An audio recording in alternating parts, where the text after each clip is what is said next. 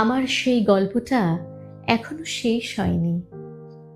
শোনো, পাহাড়টা আগেই বলেছি ভালোবেসেছিল মেঘকে, আর মেঘ কিভাবে শুকনো খটখটে পাহাড়টাকে বানিয়ে তুলেছিল ২৬ বছরের ছোকরা, সে তো আগেই শুনেছ।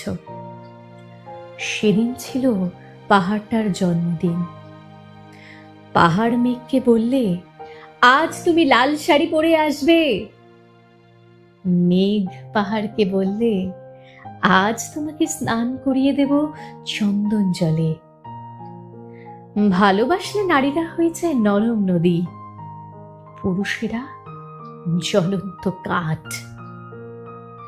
সেইভাবেই মেঘ ছিল পাহাড়ের আলিঙ্গনের আগুনে, পাহাড় ছিল মেঘের ঢেউ জলে।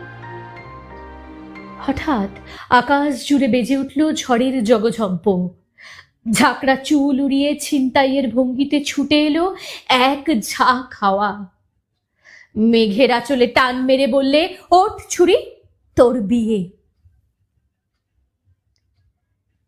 এখনো শেষ হয়নি গল্পটা। বজ্রের সঙ্গে মেঘের বিয়েটা হয়ে গেল ঠিকই, কিন্তু পাহাড়কে সে কোনো দিনই ভুলতে পারল না।